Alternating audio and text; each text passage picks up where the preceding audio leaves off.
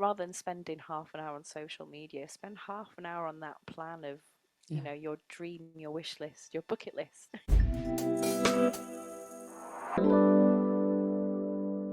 Okay. Hello, people. Welcome to episode 10 of the How Change Changes You podcast. Welcome. Really excited to be chatting with Liz today and her change story. Before we get underway and delve into the change story that Liz is going to share with us, Liz, would you like to introduce yourself to the lovely people watching and tell us a bit about yourself? Hi there, everyone. Lovely to be here today. Thank you for inviting me on. Um, so I'm Liz, and I teach yoga and Pilates, and a little bit of meditation on the side as well. And I've just found it to be the most wonderful toolkit to have, and I wish it's something I discovered when I was much younger. But I also work full time now and have a little podcast here and there. But I came across Christina at a webinar at work actually that she was presenting, and everything that she was saying just resonated. And I thought what Christine was saying is exactly what I talk about in my classes as well. So it was just really nice to be able to hear this in the corporate workplace. So yeah, it was wonderful to connect, and here we are. Yeah, here we are. That's the wonderful thing, isn't it, about you know, doing things and sending your message and kind of speaking your truth. I always kind of say that because I think it's resonance, isn't it? You know, to your point, Absolutely. when things kind of speak to you at a deeper level, it just connects people, which I absolutely love. So thank you for saying yes and getting in touch. It's natural connections, right? Those are the best. Yeah, so So exciting. yeah, no, exactly. It's great. So would you like to kind of touch upon the change story that you've chosen to talk about today, and maybe just give people a little bit of a summary as to what you want to share, and then we'll delve in with a bit of deeper exploration. Sure. Well, one of the reasons why I got into yoga and Pilates was an event that happened in our life, and I always refer to it as an event that almost feels a bit like the carpet was pulled from under our feet. And sadly, my brother-in-law took his own life, and it was a real shock to the system.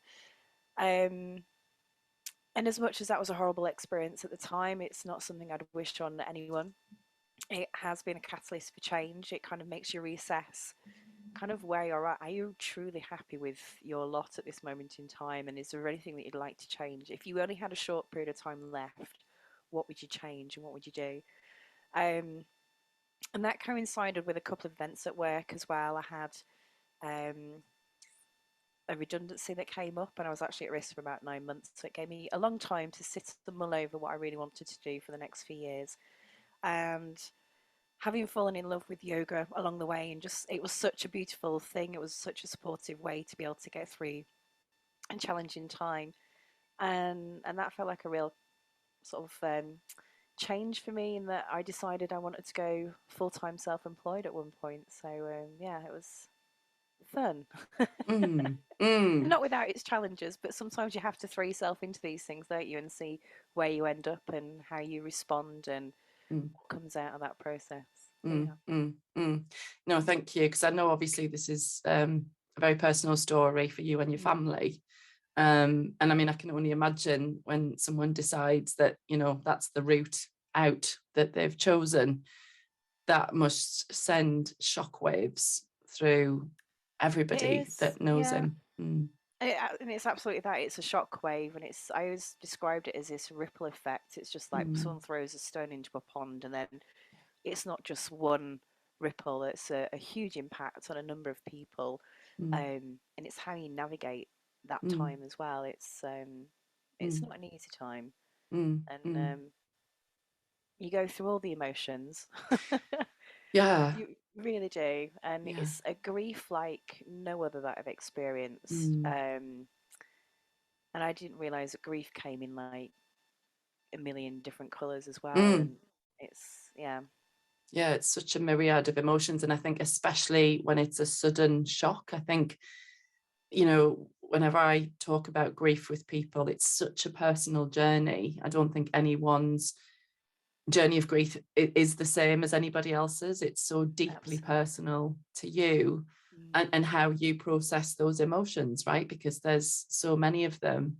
But I guess, through something like, somebody, a close family member taking their own life, is that ultimate shock and powerlessness, I guess, as to, could could I have saved them? Could I have done something? It adds a whole other, I guess, package of emotions on top of what is already a shocking experience.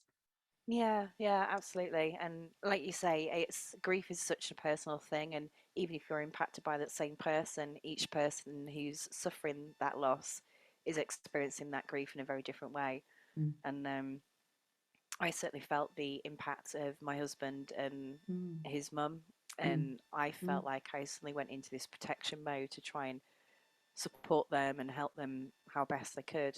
mm, And anger, I think, was probably the initial mm. response that came up. Yeah, which is totally natural. You just think, Yeah, why has this happened? This is not absolutely. How fair. could you This do is this not. to your family was Yeah, of the big course. question, and Yes, yes, took me a long 100%. time to let go and forgive, I think, from Mm, that one. But yeah. once I was able to forgive, Mm, it was like a whole weight had been lifted off my shoulders. yeah, Um, yeah, and that was a relief in itself, actually. yeah. I'm curious, Liz, for anybody else that's maybe listening who's been touched by this, or maybe it's something they're going through now. What, for you, looking back, what would you tell yourself, like going through those early stages of shock? What is it you would advise yourself in those moments? That's a hard one, actually. I think having gone through it, you kind of react in the best way that you know how to at the time. And I think you just got to take each day as it comes. Mm, Each day is a new day, mm, and you just got to see how it goes because it is a long road to mm, recovering from that. But there are moments in those dark times where you know there's laughter, there's joy. It sounds like quite a hard thing to imagine, mm, um, but there are elements of that. mm, mm. Um, yeah, and the people, some people reach out to you, and some people won't know how to reach out to you either. Yeah. So that can be quite a challenging. Mm, Um, and actually, just seeing how other people's reactions to what you're going through is quite an eye opener in some ways. But I think that's so true of any type of mm, grief. It's mm. step in, do you not step in? Yeah, well, we're not taught how to deal with grief, and No. for my personal experience, I lost my mum to brain cancer 12 years ago, and I experienced exactly what you said. There was a lot of people who, I suppose, for those who've been through something similar, then obviously they're more equipped to reach out to you. But I think for many people, they avoided me, Hmm. which actually feels even more painful Yeah. because you're hurting and you feel like people are so nervous that they're going to say the wrong thing that they just avoid you altogether. And I Yeah. think if anyone is listening going, oh, I might have avoided someone, like, well, that's okay, because we're all human. But if you Absolutely. are listening to this, I would really say just actually reaching out and acknowledging someone's pain, and just say, look, if there's anything I can do, you don't have to fix the person. There's nothing you can say that's going to make it better. However, Absolutely. Mm. just show your love, show you care, Yeah, rather just a than little ignoring. message is all it Mm, takes, isn't it? And then, yeah, once that person's feeling better and they're able to kind of go, "Hey, I'm back in the game again." Then you yeah, can just yeah, say, "Look, thanks for exactly. reaching out," because Yeah, sometimes just knowing that someone's thinking about you is enough to kind of just give you that sense of hope and warmth and get through it. yeah, because I think, for myself and speaking to a lot of other people who've gone through grieving process, it can be extremely isolating. Mm. And I think because of the grief journey, um, I think with a lot of things, we expect it to be linear. Like, oh Mm. yeah, stage one, stage two, stage three. It's Yeah. not. It's like you go back a step, you go forward. It's like a roller coaster ride. Yeah, I think I maybe touched on this before actually, and it's almost like we're giving ourselves 2 weeks to kind of organize a Mm, funeral, and then once you've had the funeral, it's like, right, carry on, back to normal life. And you're absolutely right, it doesn't happen like that as well. It may happen straight away, it may happen 3 months later, it mm, may happen years later. mm, And to process grief, mm, and it's so different. mm. Um there's no rules. You kind of have to There go on that isn't. journey of up and down, and see where you end up. Yeah. Um, And I think exactly what you expressed that you would say to your, younger self, as it were, after this happened. What I heard was accepting that it's hard and giving yourself grace and space mm, to take every day as it comes, and don't try and rush through it. I think people, and generally because we're not taught how to manage and regulate difficult emotions, mm, we just don't, we kind of think, this doesn't feel nice, I want to kind of distract or numb. But actually it's counterintuitive, isn't it? But I think if you allow yourself to feel, then actually it's, and I talk a lot about emotions are energy in motion, so they're designed to move through you, so just let them move through you and they will leave you. Yeah. that's very true. And yeah, absolutely spot on what you said. And it, it's hard to go through those emotions. And I've just, for some reason, just remembered a conversation on the way back from my mother-in-law's. And I felt like on the drive home, I just wanted to stop the car, run into a field, and scream. And I think my husband actually said to me, "Well, why didn't you do that?" And I was like, "I don't know, just because I felt like I couldn't or I shouldn't." Mm, I don't know, something stopped me, but I should have just gone with that raw emotion just to yeah. let it out, because that Yeah. probably would have been such a release. Actually, it would have felt probably pretty good, manic, but Yeah, but I think you're right. That thank you for sharing that, because I think anyone who's listening who's had that rage, because I think sometimes it can feel like this rage takes over you like a big wave. And I think this is part of the mind body connection, right? Just to kind of not stick down that emotion, and instead, like, I think that's a perfect example that you gave, just like running into a field and like screaming. Actually, energetically speaking, that's a huge release. Mm. That helps you get it out of your system, as opposed to like, oh no, I can't possibly do that. Shove it down. Put a lid on it. Yeah, put a lid on it. Oh my God. And I think, historically, and I think we spoke about this briefly before, I think certainly in British culture, my God, stiff upper lip. Mm. Like my dad was like, oh, if you feel anything, you just lock it in a box and hide it away. And it's like, no, that's the worst thing you can do. Do not do Yeah. that. So And yeah. yeah, and that the hurt locker, I think there's even a Mm, film about it, isn't it? Is you have to kind of put that hurt somewhere in a box and put it to the back of your mind. But actually, the impact of doing that can have such a knock-on effect, and that's how it's like there's a jack in a box.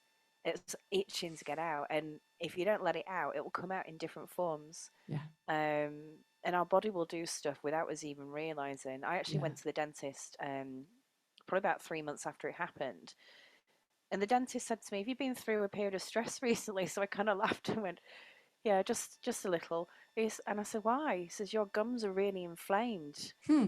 And I couldn't believe it, and they were really bad. And I hadn't changed my routine or anything. It was just that stress had kind of was starting to seep out. Yeah. Um, so yeah, it's crazy what can happen. So you No. have to let it out. And if you look at other cultures as well and how they deal with grief, Mm, they have days dedicated to it. They have an yeah, outpouring of they do. emotion, which we need to do. We need to have this release and let go. And because like you said, we're not taught how to deal with it, we kind of muddle our way through and end up kind of getting ourselves into a bit of a pickle sometimes because of it. And Mm, yeah, I think we're starting to change. I still feel like we have a long way to go. yeah. No, I But I agree. think people are getting better at learning how to manage difficult emotions, and Mm, not and knowing that nothing has to be perfect all of the time. Life is supposed to be a bit of a roller coaster. We have our ups and downs, and yeah. yeah, Yeah, I think I shared with you before, one of my favorite analogies, and I'm full of them, but it's riding your emotional wave. That like yeah, sometimes you're at the top of your wave and you're riding through life and you're high, you're optimistic, you're full of hope, you're full of passion. And then other times you're at the bottom of the wave. And when you feel like 10 tons of water is falling on your head and you feel like you're being bombarded and just like dragged down into that pit of it. And I think there's culturally, I think we've had a bit of shame around admitting that we feel that. But I've not Yeah. met one person who hasn't gone through repeated stages of that. And I think we are better at being more honest and open that that's part of the human experience. And I think this toxic positivity of, you know, just go to the next positive thought, to your point, and I love the analogy you just gave about the jack in the box, because I think when we put a lid on the emotion, the jack in the box, you know, when it gets triggered, it will come out. And if the more you suppress it, the tighter that spring is going to get, and it will come out. It will. To your point, isn't it? You as Yeah. much as you think you're all settled and controlled and that you can contain it, it's the body wants to release it. Mm, absolutely. And I think that's almost that catalyst for change, isn't it? Mm, It's you've got to be able to learn to recognize those subtle warning signs, because we're very good at switching off mm, our sensitivity to it, and we can just kind of go along and bury our head in the sand. But mm. I feel like I could do a whole podcast on analogies. Yeah, I oh, didn't totally. realize I I use can them all speak the an time. analogy. It's a language all of its own. Because it's that visual, isn't it, that we It can all is. get our hands about. And Mm, the other one that I often use about suppressing emotions that I see a lot in my coaching clients is kind of people being walking volcanoes, mm, that you can almost see that crust at the top, that's you can feel that bubbling of, you know, and it is that they're brimming with emotion, but they're never really truly allowing themselves to really release that yeah. lava, you know, before the lava, the energy that the lava has. I'm And do you think that's because curious. people are Mm, afraid of letting mm, go? And do you yes. think it's because it might not be able to kind of get it under control again? Do you feel like that might be one of the reasons? Or Yeah, I think that's a great thing. I think a lot of the time people are almost afraid to kind of go there because they'll just know that they'll, you know, if I open this box, I won't be able to close it again. mm, So it's better that I just keep it closed because all hell may break loose if I open it. But I think it's giving people permission to maybe just, you know, and certainly I would always advise, if you are feeling that, to partner with a professional, be that a therapist or coach, or, you know, go through yoga, which is very great for mind body connection. That's a tool that I definitely use to kind of regulate my emotion. But just, you don't have to open it and let it all out. You can just, you know, let it out bit by bit, you know, mm, so you don't have to go the full eruption. But the irony is, to your point of the jack in the box, if you don't do that, then you will erupt over everyone around you. And that's where the true damage, I absolutely. think, can happen, you know. Yeah. And you're right about the yoga as well. And that's one of the things that, and one of the reasons why I fell into it. I loved doing high impact energy sports. And during that time, I was like, I still needed to keep moving, but I just had absolutely no energy to Mm, be able to kind of go off to a spin class or a dance class. mm, So I ended up working with yoga quite a bit, and just that little magic at the end of the class where you can mm, completely relax yeah, for a couple of minutes or maybe 5 or 10 minutes sometimes. It just gave you that space to be with your own body and breath, and yeah, that was the most powerful thing. And I thought, God, I could probably do this after every exercise class, but possibly yeah. not. But it was that was the magic for me. It really was, and Mm, it did allow me. And I found in Shavasana, that relaxation element, that I did cry every now and then. I just kind of had tears rolling down my face. But I've also spoken to various other people when they hadn't even realized they were crying when they were in Shavasana. It was mm, just this space, and that's the volcano erupting right there. It's just mm, people kind of not allowing themselves that time. And I yeah. think we're so used to working constantly, and even through the pandemic, have we Mm, really given ourselves a break, or have we been living in this bubble of anxiety of not really quite knowing what's happening? And I think we're all desperate for a little bit of downtime, but whether yeah. we're giving ourselves permission to be able to do that is a different question altogether, I guess. No, But I for me, completely agree. that Mm, catalyst, that change was being able to give myself that space. And yeah, I had to give myself that space, really. yeah, Otherwise, I'd yeah. have been a volcano erupting Yeah. all No, over the it, show. it resonates. No, exactly, but it resonates what you say, because I think, I mentioned before, I feel like we've been suffering from the busy being busy disease, Mm, where we can't switch off. And I speak to so many people who say, Christine, I just got to keep going, got to keep going. It's almost like this poison chalice of productivity that yeah, that you almost are not deserving of rest. That you just got to keep going. You just got to, keep at it. And it's almost like this toxic hustle movement. It's like we've got toxic positivity, and then we've got like everything has to be a hustle, mm, where our sense of worth is assigned to how productive we are. yeah. And I, Or how and I different we think, look. yeah, or to, well, that too. Mm, So I'm curious for you, and as you mentioned, this shock happened for you. Can you speak to then how that became a catalyst for you really stepping back and going, hold on, what am I doing? What am I happy yeah. with? Can you? I think at the time, it probably wasn't until later, and it was probably kind of tied in with the redundancy. Over that period of, I don't know, maybe 5 to 8 years, lost a number of people, and at least two or three of those were, three were definitely tragic circumstances. So there was a lot of emotion bubbling away in the background, and you realize you're perhaps not reacting how you would normally react. Like most of the time, I'm quite a cool, calm, collected person. I might erupt like a volcano all of a sudden, but that to me just means I haven't really been dealing with emotions I need to be dealing with, or I'm super tired.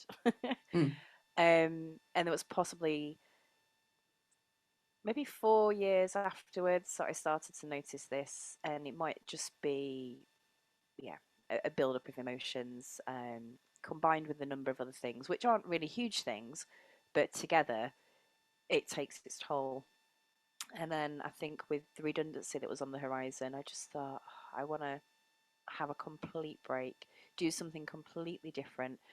We're only young-ish once.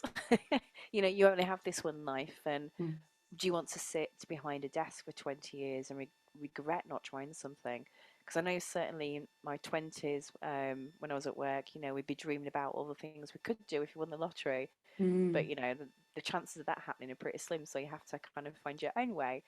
And so I was in a fortunate position where I could give myself a little bit of a sabbatical after the redundancy and do something completely different and give it a whirl and see what happens. So I had the full support of my husband, which I'm totally grateful for, because I wouldn't have done it without his consent, really, because it was two of us. And I think once you remove the financial security of one person, that burdens all on one other.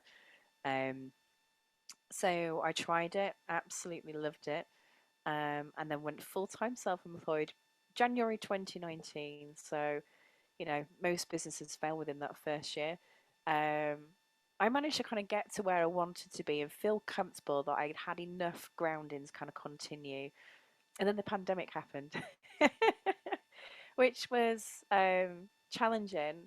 But actually, during that pandemic, as challenging as it was, and I know it's a very different story for everyone, but my personal experience was I've got opportunities here that I can try and do things that I've never done before. And perhaps it might have been something I'd done in my business 10 years down the line, but actually I gave them a go that year and I've got them off the ground, and I'm super proud that I've actually given it a go. But from a financial point of view, I was feeling a little bit nervous and just thought, I don't think I'm going to get up to where I was prior to the pandemic. So I thought I'm going to go back to the corporate world, and actually feeling very nervous after having had like a 5 year break from that current role. And I've really enjoyed it. And actually going in with a completely fresh pair of eyes. And I think once you get to a certain time or period that you've been at a workplace, you get a little bit kind of lackadaisical. You get a bit, oh, I'll just come in every day, and you lose the appreciation of the value of having a regular salary coming in. So I've really loved being in this fresh pair of eyes mode. Yeah. mm. No, I love that. I was just writing down as well, it is familiarity breeds contempt, because Yes, yeah. we're built to grow, we're built to evolve, we're built to We kind of are. change. And I think if we end up going like around the hamster wheel again and again and again, it kind of almost loses its meaning. Definitely. A There are a lot rolling of us. stone Yeah, gathers no moss. And that just yeah, keeps popping into my head at the moment. yeah, And yeah, you've got to keep changing to grow. You've got to put yeah. yourself in situations that challenge yourself. Me and my friend, when we passed our driving tests back in the day, we used to go and try and get ourselves lost because because it was fun. We enjoyed it, and actually putting ourselves in a situation where we're in unfamiliar territory, it Mm, kind of makes you aware of what you need to look out for to kind of get back on the right path. Or um, yeah, it was just I enjoyed it. So even though putting yourself into a completely different environment can be scary, yeah.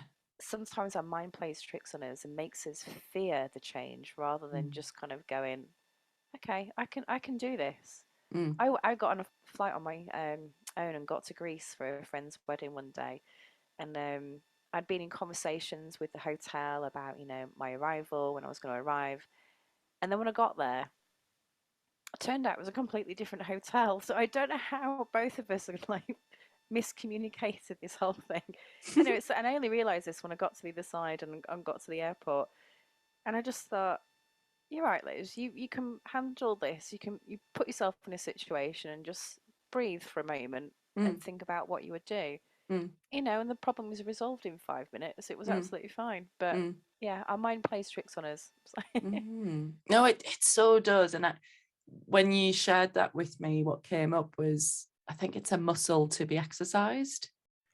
You Absolutely. know, Yeah. I have a friend at the moment, she lives in the US and she would love to move to Spain.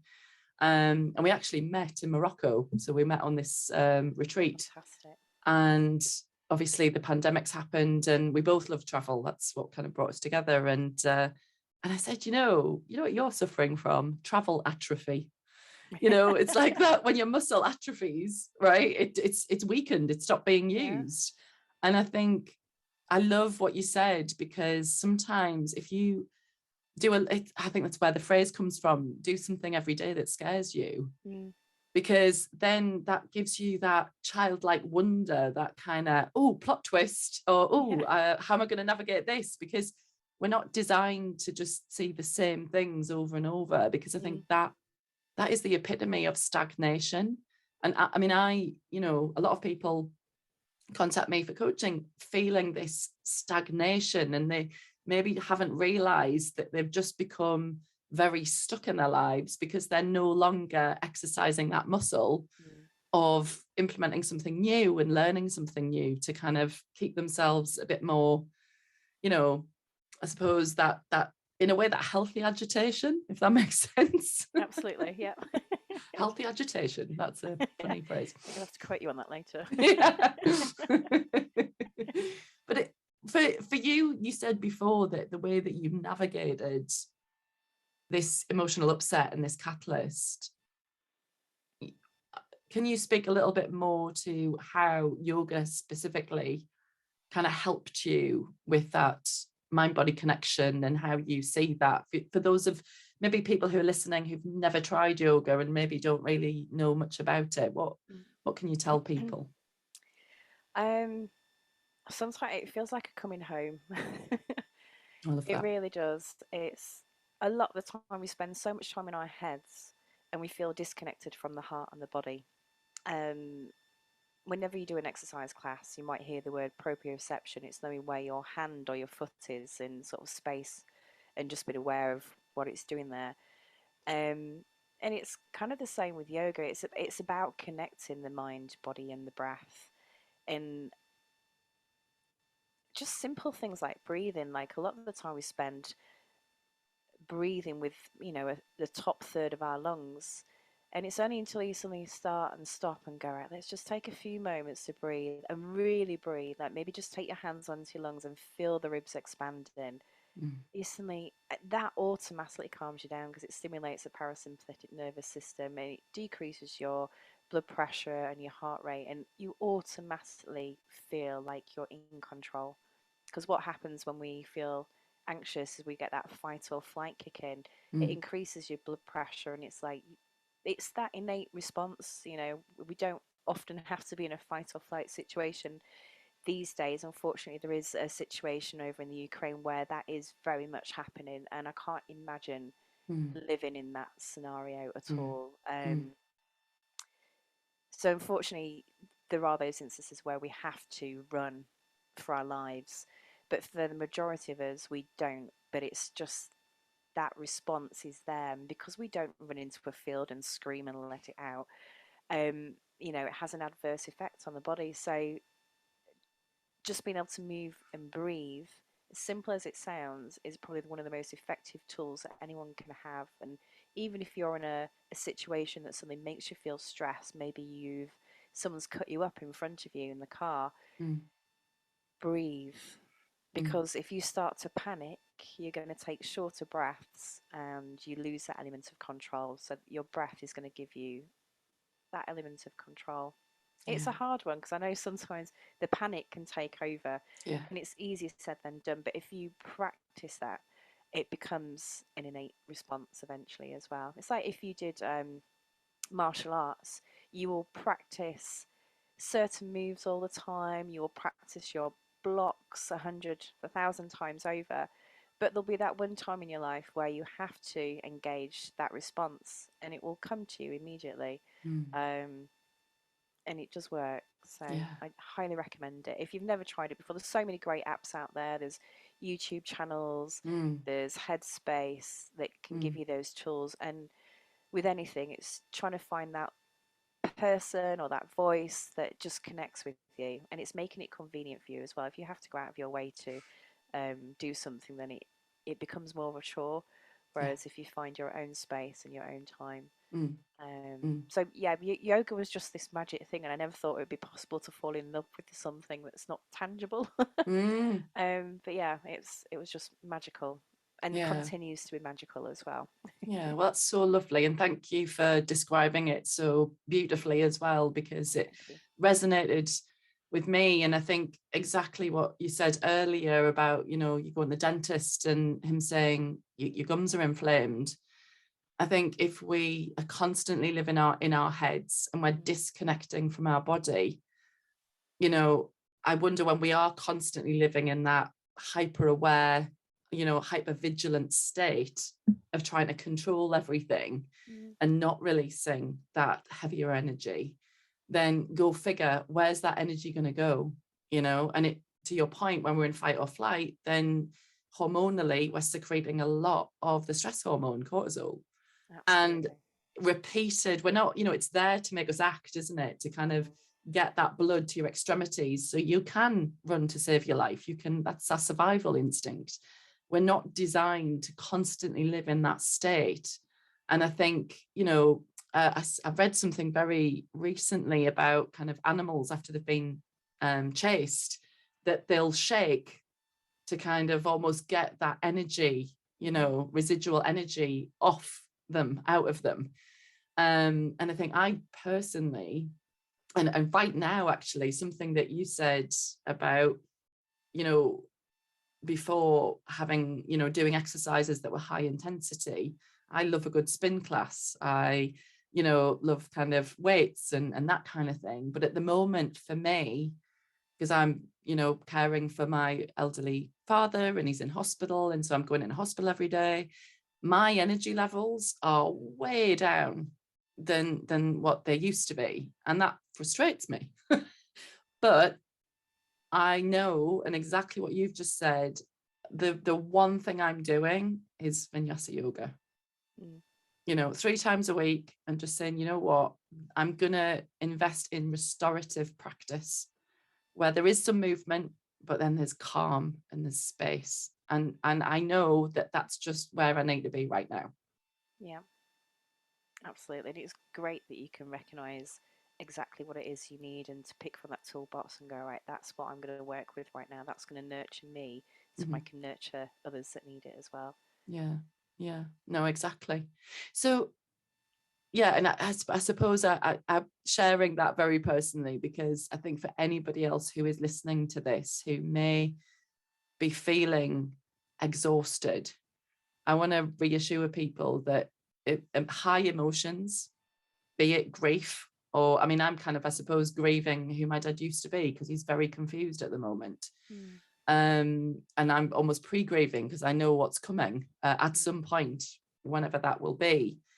And I think it's to recognize and to give yourself that grace and space that if you are feeling exhausted, give yourself permission to stop, please. Don't keep going. Speak to somebody and get some support that you need. Because, when I shared I lost my mum 12 years ago, I lived in fight or flight for the 5 months she was ill. And then when she did pass away, it floored me. And I had to take months off because I just kept going. So I think that's the truth of the matter. And that's obviously why a huge advocate for feeling your feelings, allowing them, doing healthy practices like yoga and Pilates and other things that are creating that mind-body connection. To kind of sum up, because obviously this huge thing changed in your life, that it sounds like really then through losing other people, it really made you take stock, Liz, as to kind of, hold on, where am I and what do I really need right now? Looking back, what did those kind of experiences, what was life teaching you, do you think, when you kind of look back at that? What was life teaching me? Sometimes you have to grow up and be the adult, but we don't want to be sometimes, do we? Life isn't always going to be easy, and I think it's just knowing that sometimes those curveballs are going to come, and as cheesy as it sounds, every cloud can have a silver lining. Doesn't necessarily have it, but you can look for those little chinks of light. Mm. And I think if you can look at those chinks of light, just see what's behind that door or that cloud, and see what else is out there, because even when it's really difficult, there'll be something out there just telling you to keep going and keep your eyes open. I think even though you might want to hide away from the rest of the world, hide away from the rest of the world until you need it, because you have only, you need to put your own life jacket on before you can help anyone else, can't you? Um, so yeah, but also just knowing that actually as humans we're pretty resilient. We can cope with a hell of a lot of stuff. Um, but yeah, the wonder of No. life is that it's full of surprises, some good, some stinky. Yeah, no, absolutely. And I love how you phrase that, because I was thinking of the Leonard Cohen kind of song lyric. I think of like, everything is cracked, that's how the light gets in. Yes. And it's almost the bitter sweetness of life, I guess, that actually life and death, they have to coexist. And sometimes life is full of mini deaths, in that's how we evolve, that's how we grow, it's in nature, isn't it? It's in cycles of life. It's autumn, winter, spring, summer. It's the falling of the leaves. It's to nourish the ground, and then away we go again. And from what you said, it's very I think it's grounded in, are you going to work with life and work with the flow of life, or are you going to try and control life? Because you can't control life. It's impossible. But what you can control is how you flow into it, right? Yeah. I think So that's been one of my mottos, actually, is always go with the flow, because you can't fight stuff sometimes. You've absolutely just got to allow it to happen sometimes. Yeah. Sometimes there can be an element of control instigated, but well, I mean, I think that's the thing, isn't it? It's always, it's a balance, isn't it? Or finding your sweet spot, because there's an element of control in the fact that, yes, we can kind of control our boundaries and our discernment and that kind of thing. But I think ultimately, when something huge happens, like losing a loved one, you kind of have to surrender to the fact it's happened, and you can't change what has already happened, but you can change how you view it and respond to it. That's the change. That's the, power that you have. The next question that I ask everybody is, what do you think this catalyst of change and this experience that you've gone through, what do you think it's strengthened in you?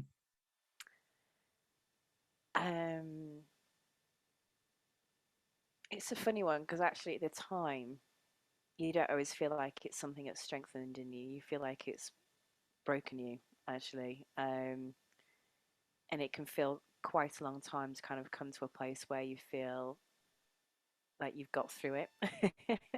And I think it's always going to be there. It's always going to be a weak spot. It's always going to bring a tear to your eye for um, one reason and another. But perhaps it's that playability, being able to know that actually it is okay to have moments of surrendering to the emotion.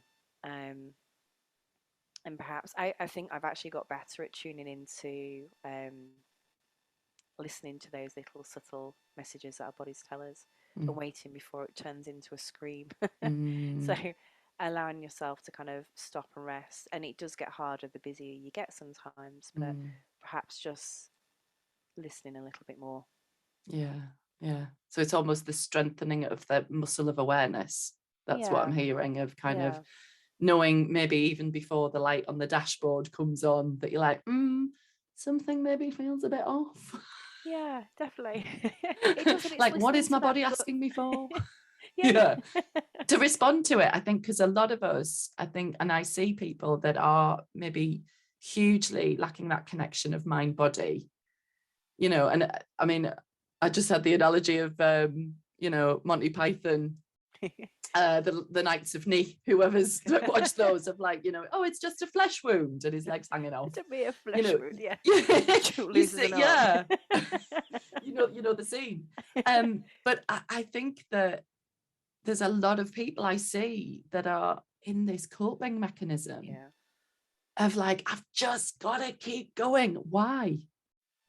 Like, don't be a hero or a shero. Like, you can slow down to speed up. Like, to your point, you can't pour from an empty cup. You have to replenish your own energy levels so that you can give to life and other people. Otherwise, it's just futile. And I think we forget that sometimes.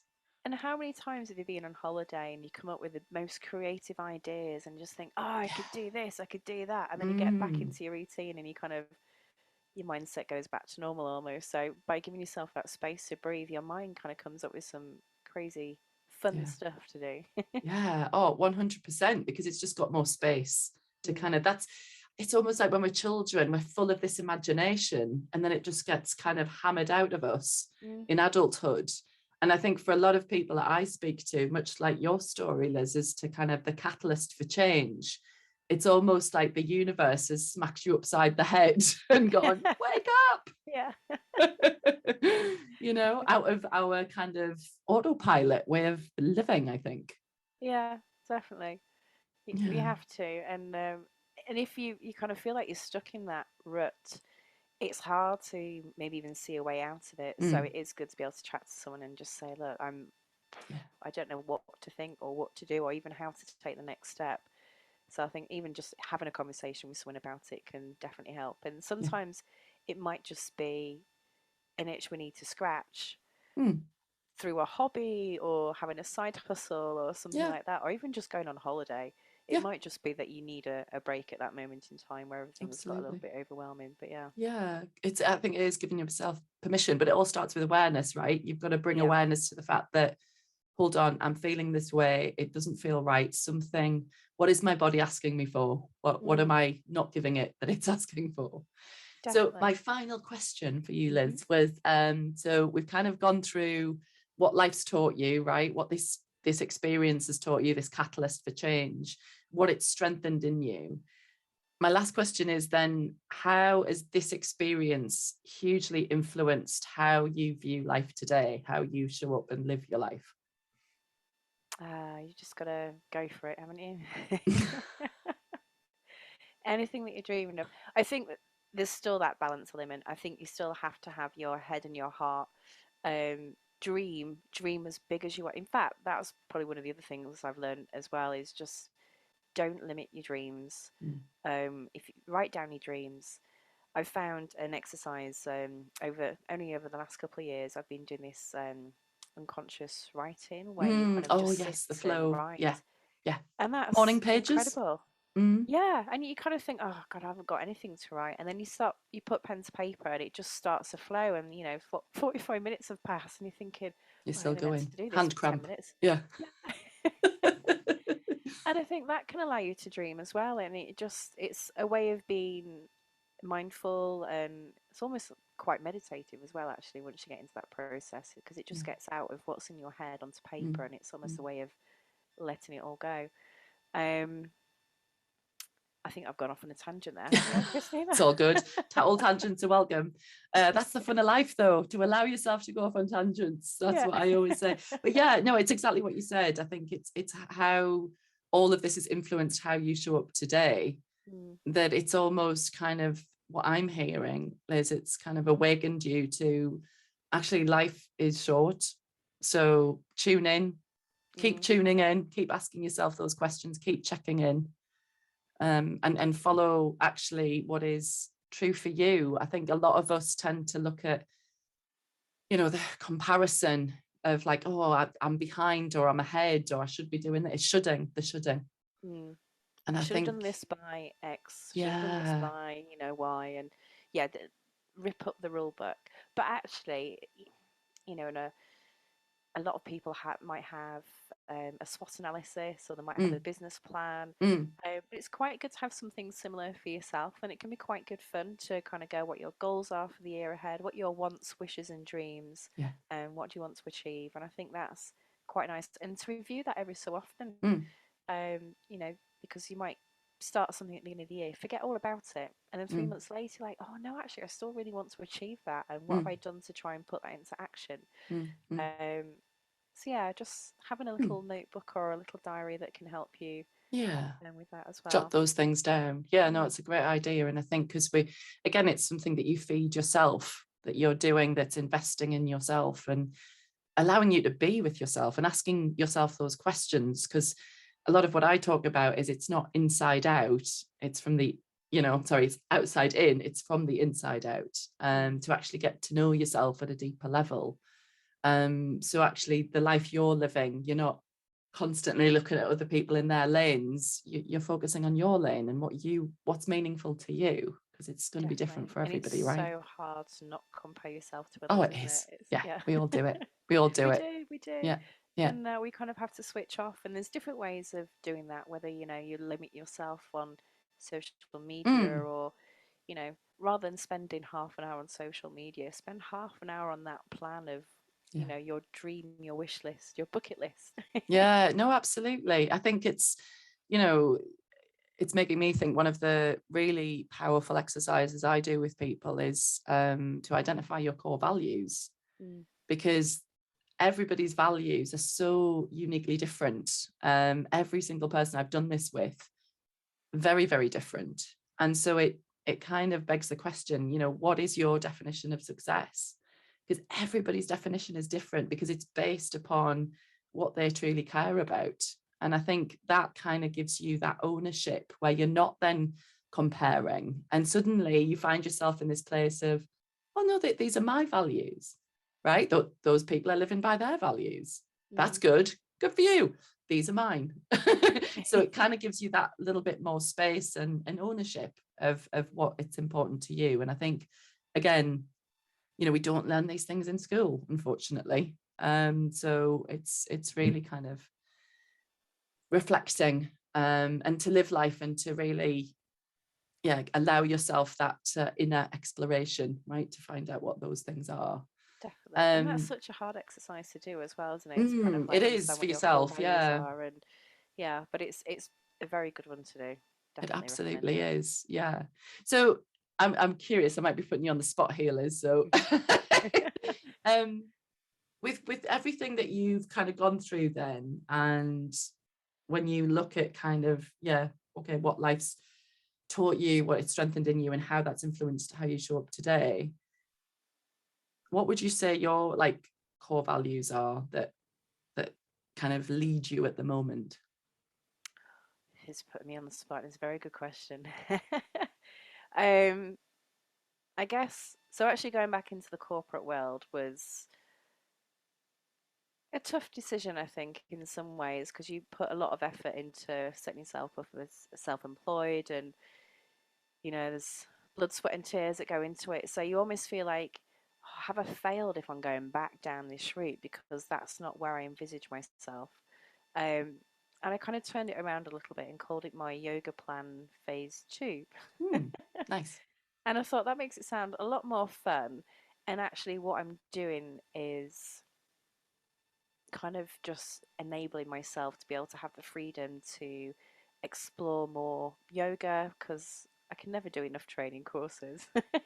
There's always something new and exciting to do. Totally. Um, but it makes me feel financially confident. Um, and I think that's probably one of the things that came out from the pandemic, is that the one thing that I was feeling nervous about was that financial stability. So Of I course. think one of my core values is feeling financially confident, because actually that ripple effect for me Mm-hmm. means I'm more confident in my life in general. Mm-hmm. Mm-hmm. And then it means that what I'm doing is I'm not stressing, and it's not feeling like what I'm doing, my passion project or my side Mm-hmm. hustle, is not Mm-hmm. becoming a chore. Mm-hmm. Um, so yeah, and then also family and friends come into that as well. You want to be able to spend quality time with family and friends, and Mm-hmm. I think that's a good thing to look forward to. And I think with when you're working self-employed, sometimes you don't give yourself that permission to Mm. stop True. and take time out. And actually being in this new world, I'm enjoying the challenge. I'm about to embark on a new adventure as well, which is even more exciting. But it's going to give me that freedom, Mm. in the sense that I can catch up with family and friends a little bit more. And I think after the pandemic, that's certainly, you want to make the most of the time that you have, don't you? Because 2 years is quite a long time, It and absolutely is. No, I love can't that. really make up for that lost time, can you? So No, yeah, no, yeah, but yeah. No, well, making the thank you most of the for moment in time. yeah, absolutely. Well, thank you for embracing being put on the spot. But Thank you. I think that's the what I have really taken through our conversation, Liz, is that you have gone through really a series of reframing. So there's a huge theme of accepting, surrendering, allowing, and then the reframing of, hold on, okay, this is hard, but what is this trying to tell me? What options do I have? What Mm, opportunities are born out of this situation? And then allowing yourself to go there and looking for those, and riding with life, going yeah, with the flow, and actually being true to yourself. That's kind of what I'm hearing. definitely hit the nail on the head there. Good sum up. For those of Absolutely. you who maybe want to connect with you, maybe they're going through something similar. So are you currently practicing as a bit of a side for your yoga and Pilates? If people wanted Yeah. to contact you, how did they do that? They can connect with me on my website at lizdaffin.co.uk, Mm, and it's got all my class details on there. mm, A couple of blogs, there's maybe a couple of courses on there if you ever want to connect that way too. But feel free to just drop me a message on Instagram, Liz Daffin Yoga. I'm more than happy to discuss anything that you're going through, because sometimes it's just knowing someone else has gone through that mm. situation just can help hold your hand through a situation too. But also, if you want to chat about yoga or anything else, more than happy to chat about that too. I love that. Well, thank you so much, Liz, for sharing your change story. And I'm sure a lot of what you shared resonated with people. And yeah, we'll Well, speak again soon, no doubt. definitely. Well, thank you very much for inviting me on, and I look forward to returning the favour with my podcast at some point as Absolutely. well. Yes. Yay. Yes, yes, yes. We'll put links in the show notes so we can, Perfect. yeah, if people love this, then they can check your podcast out as well. So thanks again.